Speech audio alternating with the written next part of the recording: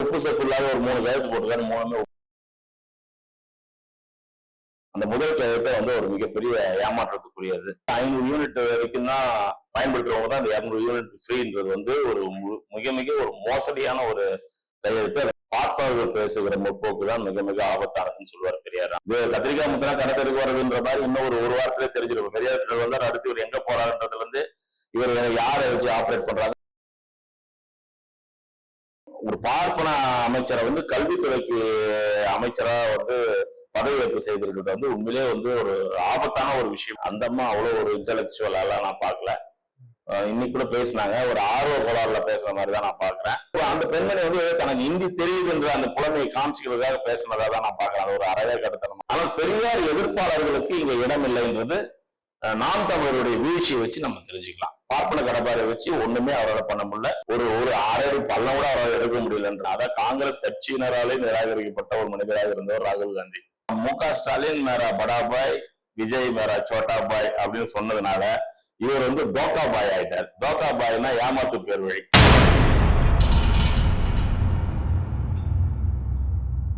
மைச்சனை 360 தோழர்களுக்கு வணக்கம். இன்று நம்முடன் திராவிட இயக்க சிந்தனையாளர் தோழர் கண்ணையா ராமமூர்த்தி இருக்காரு. அவர்கிட்ட சமகால நிகழ்வு பற்றி கேட்டுக்கலாம். வணக்கம். வணக்கம். ஆனா நீண்ட இழுபறிக்கு அப்புறமேட்டு விஜய் அவர்கள் முதலமைச்சரா பதவி ஏற்றிருக்கிறாரு. பதவி ஏற்ற உடனே தேர்தலின் போது மற்றவங்க வாக்குறுதி கொடுத்தாங்க. இவர் உத்தரவாதமே கொடுத்தாங்க, 200 யூனிட் மின்சாரம் அனைத்து மக்களுக்கும் இலவசம் அப்படின்னு சொன்னாங்க. ஆனா இன்னைக்கு அதுக்கு வந்து முதல் போப்பா கையெழுத்து போட்டிருக்கிறாரு. இதை எப்படி எடுத்துக்கிறீங்க? முதல் கையெழுத்து என்ன போடுவார் அப்படின்றதான் எதிர்பார்த்தாங்க. அதோட ஒரு உப்பு சப்பு இல்லாத ஒரு 3 கையெழுத்து போட்டுக்காரு. 3மே உப்பு சப்பு இல்லாத ஒரு கையெழுத்தை தான் நான் பாக்குறேன். ஏன்னா வந்து இது இல்லாம டைம் எனக்கு கொடுங்க. முந்தைய ஆட்சியில வந்து 10 லட்சம் கோடி வந்து அவங்க கடன் வச்சுட்டு எல்லாத்தையும் வலிச்சுட்டு போயிட்டாங்க அப்படின்னு சொல்லி ஒரு முட்டாள்தனமா பேசுறாரு. இதை வந்து முட்டாள்தனம் ஏன் இவ்வளவு ஹார்டா சொல்றேன்னா, அவருடைய வாழ்க்கையில இருந்தே சொல்றேன். அவரே இதே ஒரு 2 மாசத்துக்கு முன்ன 5000 ரூபாய் அக்கௌண்ட்ல போட்டாங்க. ஒரே டைம்ல வந்து எல்லாருக்குமே இப்போ ஏர்லி மார்னிங் அக்கௌண்ட்ல கிரெடிட் ஆகிற மாதிரி ஒரு மிகப்பெரிய ஒரு வரலாற்று சாதனை படைச்சது திராவிட மாடல் அரசு. அதை வந்து இவங்க கிட்ட பணம் இல்லைன்னு சொல்றாங்க. ஆனா இதெல்லாம் செய்யறதுக்கு மட்டும் இவங்களுக்கு எப்படி பணம் வருது அப்படின்னு சொல்லிட்டு கேட்ட இதே வாய் இன்னைக்கு இவர் பொறுப்பேற்ற உடனே அவருக்கு வந்து பயம் வந்துருச்சு. இது எப்படி நம்மளால நிர்வகிக்க முடியும், இதெல்லாம் செய்ய முடியுமா? அதெல்லாம் முதல்வர் என்ன சொல்லியிருந்தாருன்னா 1000 ரூபாய் அட்லீஸ்ட் கொடுங்க அப்படின்றாருன்னா அதுல அது அவ்வளவு பிரச்சனைகள் இருக்கு, அவ்வளவு நெருக்கடிகளுக்கு நடுவுல தான் வந்து 1000 ரூபாய் கொடுக்குறாங்க அப்படின்றத வந்து அவர் கோடிட்டு காட்டின மாதிரி சொன்னது வந்து இவருக்கு வந்து ஒரு பயத்தை உருவாக்கிருச்சு. இந்த 100 யூனிட்ன்றது ஒரு பெரிய பெனிஃபிட். இவ்வளவு ஏழை மக்கள் வந்து திமுக ஆட்சி காலத்துலதான் வந்து நம்ம வரலாற்றை பின்னோக்கி பார்க்கணும்.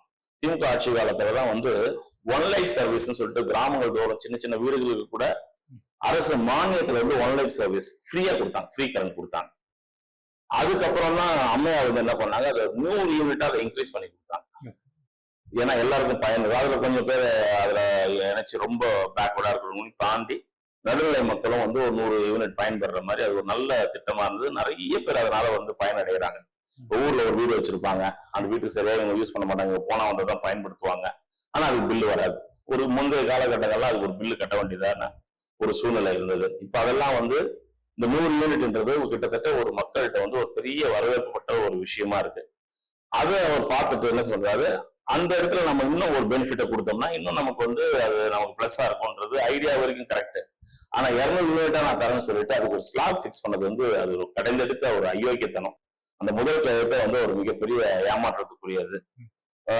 மது ஒழிப்போம், போதை கலாச்சாரத்தை ஒழிப்போம், பெண் விடுதலை சொல்றாங்கன்னா ஏதோ ஒரு அமைப்பை சிங்கப்பெண் ஒரு அமைப்பை உருவாக்குவோம், இது போல வந்து விழிப்புணர்வு பிரச்சாரங்களை ஏற்படுத்துவோன்ற மாதிரிதான் அவர் பேசுறாரு.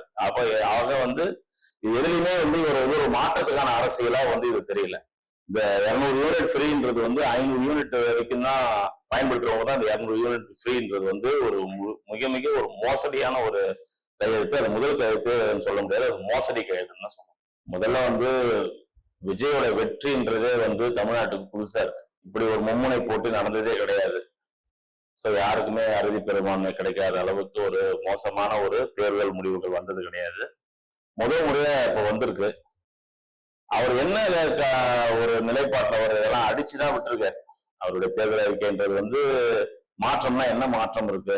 1000 ரூபாய்க்கு 2500 கொடுக்குறேன்றது, லோக்கல் டவுன் பஸ்ல ஃப்ரீன்றத வந்து டிஸ்ட்ரிக்ட் மாநிலம் ஃபுல்லா ஃப்ரீன்னு சொல்றது, அப்படி நம்ம கொடுத்ததே வந்து அவர் வந்து இன்னும் அடிஷனா கொடுத்துருக்காரு. திராவிட இயக்கங்கள், இந்த திராவிட கட்சிகள், குறிப்பா திமுக என்ன மக்கள் நலன் சார்ந்த விஷயங்கள்லாம் பண்ணாங்களோ அதையே தான் வந்து அவர் வந்து சேர்த்து கொடுக்குறாரு.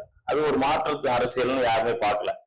என்னெல்லாம் ஒரு வேவ், ஒரு சடனா யாருமே எதிர்பார்க்காத நேரத்துல வந்து ஒரு பெரிய ஒரு அன்எக்ஸ்பெக்டட் வேவ், அது வந்து தமிழ்நாட்டுல வந்து ஒரு மும்முனை மாதிரி இங்க உருவாயிருக்கு. நிச்சயமா வந்து அவரால் இது கொடுத்திருக்க வாக்குறுதி எல்லாம் நிறைவேற்றவே முடியாது. ஏன்னா வருஷத்துக்கு 8 லட்சம் கோடி செலவினங்கள் வரும் இந்த வாக்குறுதி எல்லாம் நிறைவேற்றணும்னா அப்படின்னு சொல்லி இதை பத்தி நிறைய பேசிட்டாங்க தேர்தலுக்கு முன்னே. அவரும் வந்து சரி நம்ம ஏதோ ஜெயிக்க போறது இல்லை, ஏதோ ஒண்ணு கொடுத்து வைப்போம் அப்புறம் பாத்துக்கலான்ற ஒரு எப்படி எடப்பாடியார் சொன்னாரு, ஆண்கள் பெண்கள் இருபாலருக்குமே வந்து இலவசம் பேருந்துல பயணம்னு சொல்லி சொன்னாரு இல்லையா? அது போல இவரு ஒரு பக்கம் அடிச்சு விட்டாரு. சோ திமுகவின் வெற்றி வந்து இறுதியானது அப்படின்ற மாதிரி, அதாவது உறுதியோட இருக்கு திமுக தான் வெற்றி பெறும்னு நினைச்சிட்டு இருந்த இந்த பொலிட்டிக்கல் சினாரியோல இந்த ரிசல்ட் வந்து நமக்கு வந்து ஒரு பெரிய ஷாக்கிங்கா இருக்கு. அதனால இது விவாதத்துக்குள்ளாகுது. எப்படியோ அவரால் வந்து அறுதி பெரும்பான்மை கிடைக்கல, சரி நம்மளுடைய திமுகவின் அவருடைய அந்த ஒரு தொலைநோக்கு பார்வையின் அடிப்படையில இது கவர்னர் ஆட்சி வந்துடக்கூடாது அப்படின்ற அடிப்படையில வந்து கூட்டணி கட்சிகளுக்கு வந்து அவர் வந்து ஒரு கிரீன் சிக்னல் கொடுத்து நம்ம முதல்வர் கூட்டு சொன்னதா ஒரு ஆட்சி அமைச்சிருக்காரு. நேற்று பதவியேற்பு விழாவில் வந்து பாத்தீங்கன்னாக்கா தமிழ்தாய் வாழ்த்து 3ஆம் இடத்துக்கு தள்ளப்பட்டது. இதை எப்படி இருக்கு? ஏன்னா தமிழ்தாய் வாழ்த்துல கை வச்சதுனாலதான் காஞ்சி சங்கிரமணத்தை எதிர்த்து கடந்த ஆட்சி காலத்துல வந்து பாத்தீங்கன்னா அதுக்குன்னே தனியா சட்டம் கொண்டு வரும். ஆனாலும் இப்ப வந்து பாத்தீங்கன்னாக்கா தமிழ்தாய் வாழ்த்து பின்னுக்கு தள்ளப்படுது, வந்தே மாதம் முன்னிலைப்படுத்தப்படுது. இதை எப்படி எடுத்துக்கிறீங்க? அதுதான் அவர் பாஜகவோட பி டீம் தான் ஆரம்ப காலகட்டத்தில் வந்து திருமாவளவன் உள்பட எல்லாருமே நம்ம சொல்லிட்டு இருந்தோம்.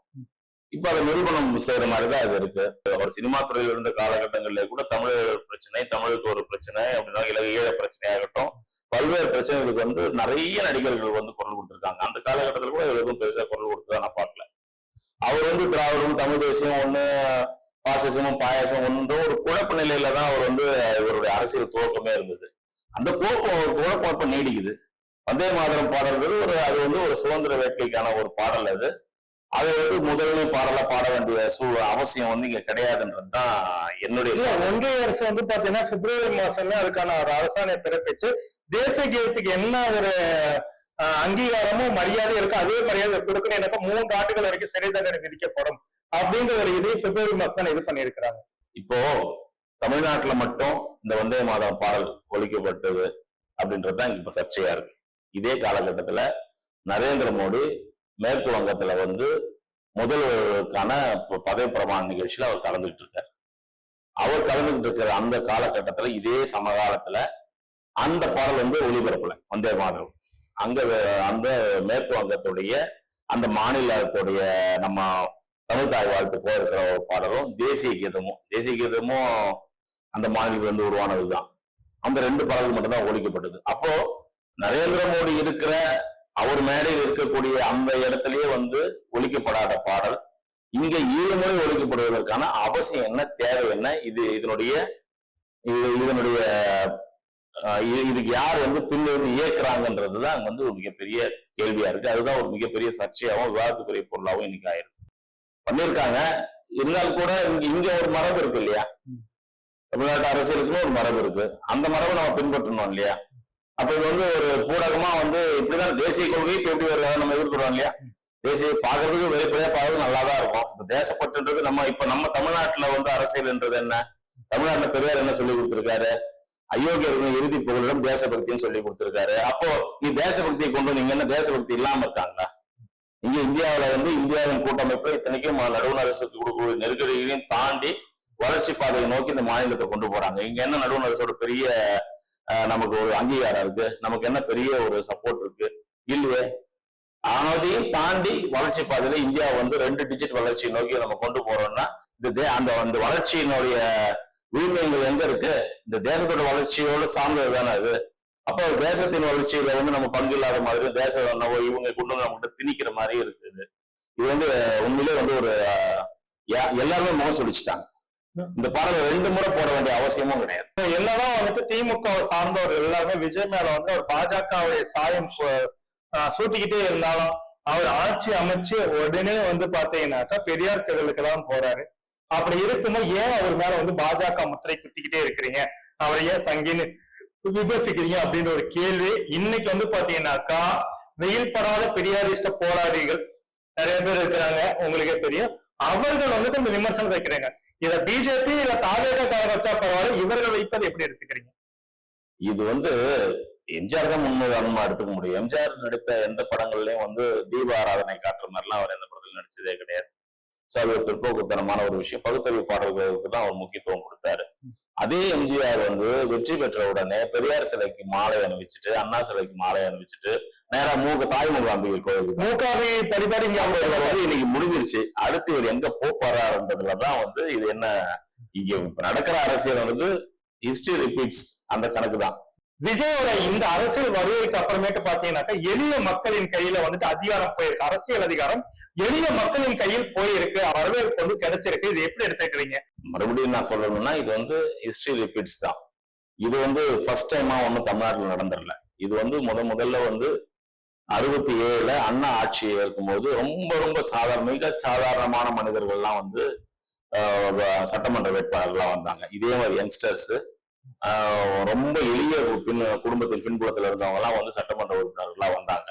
அப்ப இதேதான் பேசப்பட்டது. இவங்கெல்லாம் என்ன தெரியும் அப்படின்னு பேசப்பட்டது. ஆனா அன்றைய எளிய குடும்பத்து பின்புலத்துல இருந்து வந்தவங்களுக்கும் இன்னைக்கு எளிய குடும்பத்துல இருந்து வந்தவங்களுக்கும் பாத்தீங்கன்னா வித்தியாசம் நிறைய இருக்கு. அது என்ன வித்தியாசம் அப்படின்னா, அந்த கேப் என்ன கேப்னா, அவங்க ஐடியாலஜிக்கலி ஸ்ட்ராங்கா இருந்தாங்க. ஏன்னா அவங்களோட தலைவர் அந்த மாதிரி அண்ணா பேசி பேசி 49ல இந்த இயக்கம் இந்த கட்சி உருவாக்கப்பட்டு 67 தான் ஆட்சிக்கே வராங்க. கிட்டத்தட்ட ஒரு 18 ஆண்டுகள். அதுக்கு முன்ன அவர்கள் திராவிட இயக்கத்துல பயணிச்சார். அப்படி இந்த மக்களை பண்படுத்தி ஒரு மிகப்பெரிய ஒரு தொலைநோக்கு சிந்தனை கொண்டவர்கள் இந்த சமூகத்தை அடுத்த கட்டத்துக்கு நகர்த்தக்கூடிய மக்களை உருவாக்கி வச்சிருந்தார். அந்த வெற்றியை இந்த வெற்றியோடு ஒப்பிடுறதுன்றது ஒரு கேலி கூத்தான ஒரு விஷயமா நான் பார்க்கிறேன். காமராஜர் ஒரு சின்ன பையன் சீனிவாசன் ஒருத்தர் தோற்கடிச்சார். ஆனா அந்த சீனிவாசன்றவர் மேல அண்ணா ஒரு கட்டத்துல கடிஞ்சு பேசினா கூட சீனிவாசன்றவர் ஒரு மிகச்சிறந்த சிந்தனையாளர். அவர் ஒரு அரசியல் பக்குவத்தோட திராவிட முன்னேற்ற பின்னால ஒரு ஒருங்கிணைப்பு பணியில ஒரு மிக சிறப்பாக அவர் செயல்பட்டார்ன்றதெல்லாம் வரலாறு. அப்படிப்பட்ட ஒரு தலைமைத்துவம் இங்க இருக்கா? 3 கட்சிக்கு போனவங்க, 4 கட்சிக்கு போனவங்க, அடையாளமே இல்லாத ஆட்கள், ஏதோ விஜய் கூப்பிட்டாரு சீட்டு கொடுத்தாங்க நின்னவங்க எல்லாம் என்ன பெரிய ஒரு சமூக புரட்சி இங்க ஏற்படுத்திட முடியும், என்ன ஒரு சமூக மாற்றத்தை இங்க கொண்டு வந்துட முடியும்ன்றதுதான் ஒரு பெரிய கேள்வியா இருக்கு. ஏதோ இந்த 6 மாத காலம் நம்ம முதல்வர் கொடுத்திருக்காருன்னா இதுக்கும் அண்ணாதான் காரணம். அண்ணா காலகட்டங்கள்ல பெரியார் சொல்லி காமராஜர் சொல்றார், இது புது ஆட்சி அமைச்சிருக்காங்க, இளைஞர்கள் வந்திருக்காங்க, இவங்களுக்கு ஆட்சி முறை என்னன்றது தெரியாது, அதனால இவங்களுக்கு ஒரு 6 மாத காலம் நம்ம அவகாசம் கொடுப்போம், இருக்கிற அதிகாரிகள்லாம் அப்படியே இருக்கட்டும், அவங்களுக்குலாம் இந்த நிர்வாகத்தை என்னன்றதை இந்த புது சட்டமன்ற உறுப்பினர்கள் கத்துக் கொடுங்கன்னு சொல்லி காமராஜர் சொன்னதா சொல்லுவாங்க. அப்படியான நடைமுறையை தான் அதே திராவிட பேட்டர்ல தான் இன்னைக்கு முதல்வர் மு.க.ஸ்டாலின் அவர்களும் சொல்லியிருக்காரு. 6 மாத காலத்துக்கு நாங்க எந்த ஒரு இடையூறும் கொடுக்க மாட்டோம், உங்களுக்கு நீங்க கத்துக்குங்க, கத்துக்கிட்டு நிர்வாகத்தை மிக சிறப்பா செயல்படுத்துங்க அப்படின்ற மாதிரிதான் சொல்லியிருக்காரு. அதனால இன்றைய எளிய மக்களுடைய சட்டமன்ற உறுப்பினர் தேர்ந்தெடுக்கப்பட்டவங்க தாவேக்காவில் இருப்பதற்கும் அன்று திராவிட முன்னேற்ற கழகத்துல எளியவர்கள் சட்டமன்ற உறுப்பினராக வந்ததற்கும் நிறைய கேப் இருக்கு, நிறைய இடைவெளி இருக்கு. அதை ரெண்டுத்தையும் சமன்படுத்துறதுன்றது ஒரு கடைந்தெடுத்த அயோக்கியத்தனம். அதை நான் ஏத்துக்கிறேன். தமிழ்நாட்டு திராவிட இயக்கங்களோட எழுச்சிக்கு அப்புறமேட்டு ஒரு பார்ப்பன பெண் முதலமைச்சரா இருந்திருக்கிறாங்க அம்மையார் ஜெயலலிதா அவர்கள். ஆனா பார்ப்பன அமைச்சர் அப்படின்ற ஒரு விஷயம் எல்லா பார்ப்பனர்கள் இருக்கக்கூடிய அமைச்சரவைன்றது இல்லை ஜெயலலிதா பிறப்பா பார்க்கறதுனால அதை எந்த பெரும்பாலும் காட்டாமலே அவரோட செயல்பாடுகளும் இருந்தது அப்படின்றதை பார்க்க முடியுது. அப்படி இருக்கும்போது பாத்தீங்கன்னாக்கா இன்னைக்கு ஒரு பார்ப்பனர் அமைச்சரவையில குறிப்பாக கல்வித்துறையில பங்கேற்கக்கூடிய சூழல் இருக்கு. ஸ்கவுட் எலெக்ஷன்ல கூட பார்ப்பனர்கள் வெறும் 14 ஓட்டு தோக்கடிச்ச இந்த தமிழ்நாட்டுக்குள்ள இன்னைக்கு ஒரு பார்ப்பனர் குறிப்பா கல்வித்துறையோட தமிழ்நாட்டோட இதயமே கல்விதான், அந்த இதயத்தைக்கே இது பண்ண மாதிரி ஒருத்தர் வந்திருக்காரு. இது எப்படி எடுத்துக்கிறீங்க? மிக மிக ஆபத்தான ஒரு போக்குங்க. மிக மிக ஆபத்தானது எதுன்னா பார்ப்பனர்கள் பேசுகிற முற்போக்கு தான் மிக மிக ஆபத்தானதுன்னு சொல்லுவார் பெரியார். அந்த வழியில தான் நானும் பேசுறேன். இவர் என்னதான் இன்று சமூகம் முன்னேறி வந்திருந்தாலும் இப்ப கூட ஏதோ ஒரு பாடகர் ஒருத்தர் சனாதனத்தை பத்தி பேசுறாரு. விஜய் ஜெயிச்சதுக்கும் சனாதனத்துக்கும் என்ன சம்பந்தம் இருக்கு? அப்ப இவங்களுக்குள்ள வந்து சமாதான காவலர்களே தோத்து போனது. அதான் இவங்களோட மூளையில வந்து அது ஊடுருவி இருக்கு. அப்போ எந்த மாதிரி மக்களாக இவர்கள் இருந்தாலும் அந்த புத்தி அவங்களுக்கு வெளிப்பட்டுத்தான் தீரும். அவங்க கிட்ட கல்வி இது வந்து சந்தேகத்துக்குரியதா இருக்கு. நாங்க அதனாலதான் பிடிஎம்னு சொல்றோம்.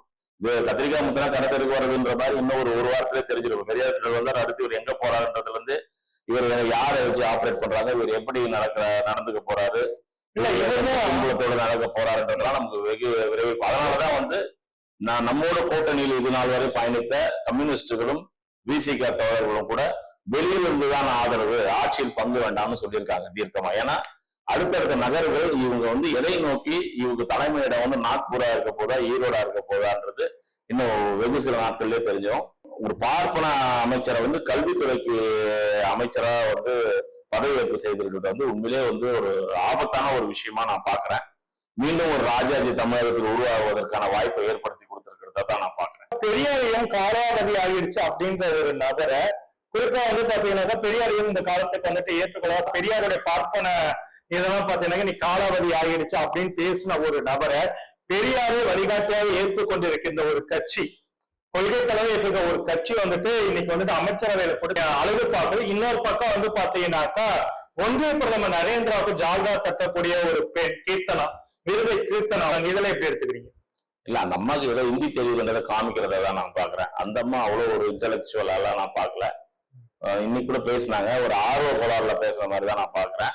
இருந்தாலும் அது தேவையற்றது. ஏன்னா வந்து தமிழ்நாட்டில் வந்து அது எதுக்காக வந்து ஆங்கிலத்துல பேசுறாங்கன்னா இப்ப ப. சிதம்பரம், சு. வெங்கடேசன் பல பேர் போயிருக்காங்க.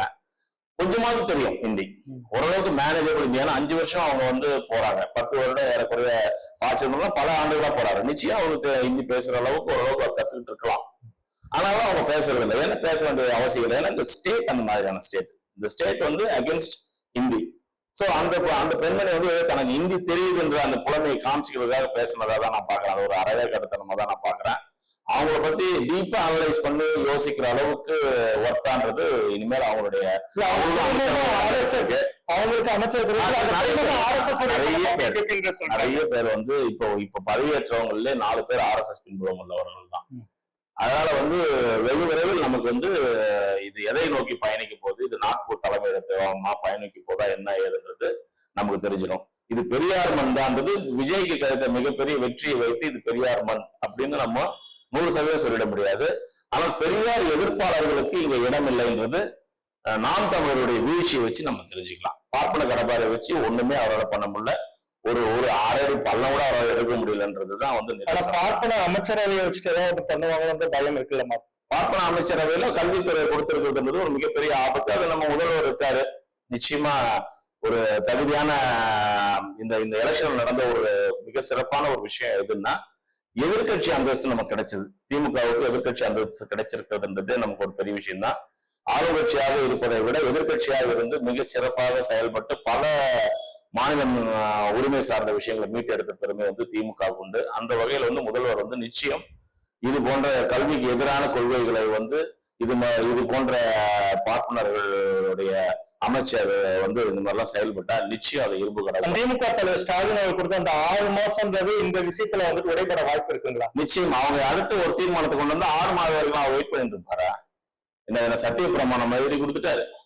சத்திய பிரமாணம் கொடுத்தவரே மாத்தி வேலை பண்ணிருக்காரு. இன்னைக்கு முதல் கையெழுத்து அதெல்லாம் பண்ண முடியாது. அது கூட தமிழ்நாடு முழுவதும் இலவச பேருந்துனாரு இப்போ ஒரு மாவட்டத்துக்கு மாவட்டம் அப்படின்னு சொல்ற மாதிரி கொண்டு வந்திருக்காங்க. எந்த அளவு சாத்தியக்கூறு இருக்குன்னா 6 சிலிண்டருக்கு சாத்தியமே இல்லைன்னு சொல்றாங்க. அது எந்த அளவுக்கு அதெல்லாம் அடுத்தடுத்த நகர்வுகள் என்ன தெரியும். அது டைம் கேட்டிருக்காரு. டைமுக்குன்னா என்ன பீரியட் ஆஃப் டைம் வேணும்னு சொல்லல. அதே மாதிரி நரேந்திர மோடி உங்களோட ஆட்சி காலம் வரைக்கும் சிறப்பாக செயல்படுங்கன்னு அவர் விக்கி வைக்கிறாரு. ஆட்சி காலம்ன்றது 5 வருஷம்ன்றது உலகத்துக்கே தெரியும். அப்போ அவங்களோட ஆட்சி காலம் வரை நீங்க திறமையாக செயல்பட வேண்டும்னு வாழ்த்து சொல்றாரு விஜய்க்கு. சோ அடுத்தடுத்த நகர்வுகள் பார்க்கலாம். இதுல முக்கியமான ஒரு விஷயம், ராகுல் காந்தி அவர்கள் கடந்த நாடாளுமன்ற தேர்தலின் போது மை பிரதர் அப்படின்னு சொன்னவரு, என் பிரதருக்காக நான் ஸ்வீட் வாங்கி கொடுக்கன்னு சொல்லிட்டு ரோட்டோட இதெல்லாம் தாண்டி போய் எல்லாம் வித்த காட்டின அந்த ராகுல் காந்தி இன்னைக்கு விஜய் பின்னாடி நிற்கிறாரு. கிட்டத்தட்ட ராகுல் காந்தி அவர்களுக்கும் வந்தே மாதம் பிரச்சனை வந்தது இல்லைங்களா? அவர் முன்னாடி இன்னைக்கு வந்தே மாதம் வந்திருக்குது. இதெல்லாம் எப்படி எடுத்துக்கிறீங்க? அதாவது ஊரே அவரை நிராகரிச்சிருச்சு. ஒரு ரிஜெக்டட் தலைவர். இந்தியாவில் எல்லா மூல முக்கில எல்லா இடங்கள்லயும் ஒரு நிராகரிக்கப்பட்ட அதாவது காங்கிரஸ் கட்சியினராலே நிராகரிக்கப்பட்ட ஒரு மனிதராக இருந்தவர் ராகுல் காந்தி. அவரை வந்து இந்தியாவுக்கே வழிகாட்டக்கூடிய ஒரு தலைமைத்துவம் மிக்க முதல்வர், தமிழ்நாட்டின் முதல்வர் வந்து அவர் முன்னிலைப்படுத்துறாரு பிரதம வேட்பாளரா. அதை வந்து அவர் நினைச்சு பார்க்கணும். அது வந்து மோடியே வந்து அதை வருத்தப்படுறாரு. மோடி வந்து இதுல அரசியல் லாபத்துக்காக கூட அவர் பேசிருக்கலாம். மோடியா எழுதுற கதையா கூட எடுத்துக்கிட்டா கூட மோடி கேட்கக்கூடிய, ஏன்னா இன்னைக்கு இந்த ரிசல்ட்ல நம்ம முதல்வர் தோத்திருக்கிறத பார்த்து பாஜக காரர்கள் யாருமே வன்மத்தை கட்டல. நானும் பாக்குறேன். பாஜக காரர்களே வருத்தப்படுறாங்க அவர் தோத்ததுல வந்து. அவருக்கு யாருக்கும் ஒரு பெரிய மகிழ்ச்சி இருக்குமே. பார்ட்னர்கள் எப்பயுமே வந்து ரொம்ப மகிழ்ச்சி அடைவாங்க. பார்ட்னர்கள் பக்கமும் அவருக்கு பெரிய எதிர்ப்பு இல்லை. நாம் தமிழர் பக்கம் கூட அவர் தோற்றதை பத்தி எந்த ஒரு எதிர்ப்புமே இல்லை. அது அப்படி இருக்கும்போது நரேந்திர மோடி சொன்னதுல ஓரளவுக்கு அதுல நேர்மை கூட இருக்கலாம். ஆனாலும் பப்புன்னு சொன்னதை அவர் வந்து இப்ப நிரூபிச்ச மாதிரி ஆயிடுச்சு. இவரை வாலண்டியா ரிசல்ட் வந்த உடனே வாலண்டியா இவரே போய் வண்டியில ஏறினதெல்லாம் வந்து ரொம்ப ரொம்ப ஒரு தேசிய தலைமைக்கு இது வந்து ஒரு அழகு இல்லை அப்படின்னு தான் நான் பாக்குறேன். இப்ப இது எப்படி பார்க்கணும்னா, மு.க. ஸ்டாலின் மேரா படா பாய், விஜய் மேரா சோட்டா பாய் அப்படின்னு சொன்னதுனால இவர் வந்து தோக்கா பாய் ஆயிட்டார். தோக்கா பாய்னா ஏமாத்து பேர் வழி, ஏமாத்துற ஆளுன்னு தான் அர்த்தம். சோ இவங்க ரெண்டு பேருக்குமே வந்து இவர் தோக்கா பாய் ஆயிட்டாரு. அதனால வந்து காங்கிரஸை நம்பி பயணிப்பது வந்து மிக மிக ஆபத்தான ஒரு விஷயம் அப்படின்றத நம்ம கடந்த காலங்களில் பலமுறை பார்த்திருக்கோம். காங்கிரஸ் வந்து எமர்ஜென்சி காலத்துல நமக்கு எவ்வளவு நெருக்கடி கொடுத்து நம்மளை ஒடுக்கி அடிச்சு திமுக வந்து ஒழிச்சு கட்டினப்ப கூட அவங்க செஞ்ச அடுத்தடுத்த சில மாற்றங்கள், அந்த வங்கிகளை தேசியமயமாக்குறது போன்ற சில மாற்றங்களால உடனே பழைசெல்லாம் மறந்துட்டு இந்திரா காந்தியை வந்து நேரு மகளே வருக நிலையான ஆட்சி தருகன்னு சொல்லி அழைச்ச மாண்பு வந்து தமிழ்நாட்டில் உண்டு. அந்த அடிப்படையில வந்து மாறலாம், மீண்டும் ராகுல் மாறலாம். இல்ல காங்கிரஸோட இன்றைய நிலைப்பாடு கொடுத்து வந்து காங்கிரஸோட முக்கியமான நிர்வாகிகள் அலிமல் புகார் வந்து எல்லாருமே வந்துட்டு கடுமையான எதிர்ப்பு. தமிழ்நாட்டுல இது மாதிரி அந்த முதுகுல குத்துறது துரோகத்துக்கு வந்து மக்கள் வந்து அதை வந்து விரும்புறது கிடையாது, அதை ரசிக்க மாட்டாங்க. அதுதான் பலர் வந்து இன்னொரு நேர்காணல்ல தான் பார்த்தேன். புகாரி அவரோட நேர்காணல் ரொம்ப தெளிவா அழகா பேசியிருந்தாரு. அதுக்கு மேல என்னங்க சமூக நீதி பத்தி பேச முடியும்? அப்போ பெரும்பான்மையான இஸ்லாமியர்கள், பெரும்பான்மையான சிறுபான்மை மக்கள் வந்து திமுக பக்கம் தான் இருக்காங்க. ஏன்னா அந்த நீங்க வந்து அந்த டிஃபீட் பர்சன்டேஜ் பாத்தீங்கன்னா ஒன்றும் பெருசாக இல்லை. திமுக அதிமுக வாக்குகள் டிரான்ஸ்பர் ஆனதால கடந்த தேர்தல்களில் வந்து 15% 16% இன்க்ரீஸ் ஆயிருந்தாங்க. இப்போ அதுல இருந்து ஒரு 10%, இதுல இருந்து ஒரு 1% எடுத்து இவர் இன்க்ரீஸ் பண்ணி வந்ததாலதான் இந்த ரிசல்ட் வந்திருக்கே தவிர, நீங்க கவுண்ட்னு பாத்தீங்கன்னா, அந்த ஓட்டிங் கவுண்ட்னு பாத்தீங்கன்னா ஒரு பெரிய டிஃபரன்ஸோ பெரிய திமுகவுக்கு வீழ்ச்சியம்லாம் நம்ம சொல்லிட முடியாது. ஒட்டுமொத்தமா வந்து சிறுபான்மையினர் வந்து அது மொழி சிறுபான்மை ஆகட்டும், மத சிறுபான்மை ஆகட்டும், எல்லாருமே வந்து திமுகவுக்கு எதிராக வாக்களிச்சுட்டாங்க, விஜயை தூக்கி கொண்டாடுறாங்கன்ற மாதிரி நம்ம எடுத்துக்க முடியாது. சோ சிறுபான்மை மக்களின் இன்றும் சிறுபான்மை மக்களுக்கான காவலராக விளங்குபவர் வந்து முத்துவேல் கருணாநிதி ஸ்டாலின் என்பதில் தமிழக மக்களுக்கு துளி அளவு மாற்று கருத்து இல்லை என்பதுதான் என்னுடைய கருத்து. தமிழக மக்கள் வந்து ரொம்ப தெளிவாதான் இருப்பாங்களே தவிர்த்து இது அயோத்தி மாதிரி ஆக்கலாமே, இதுல என்ன தவறுன்னு கேக்குறாருன்னா அப்ப அவர் எந்த அளவு இவருக்கு அறிவு இருக்கு நயினார் நாகேந்திரன் அவர்களுக்குன்னு இதுலயே மக்கள் தெளிவா புரிஞ்சிருப்பாங்க. அப்ப நீங்க என்ன சொல்ல வரீங்க? நேரடியா நாங்க அப்படிதான் பண்ணுவோம், நாங்க பிஜேபியை உள்ள நுழைக்கிறதுக்கு RSS மூலமா எல்லா காரியங்களையும் நாங்க இதெல்லாம் வந்து ஒரு சின்ன விஷயங்கள் அப்படியே குட்டி குட்டியா அரிச்சு அப்படியே பெரிய பூதாகரமா ஆக்கி அதுல ஒரு சந்தோஷப்படுறதுதான் பிஜேபியோட நோக்கம். என்னன்னா தமிழக மக்களுடைய நிம்மதியை கெடுக்கும்.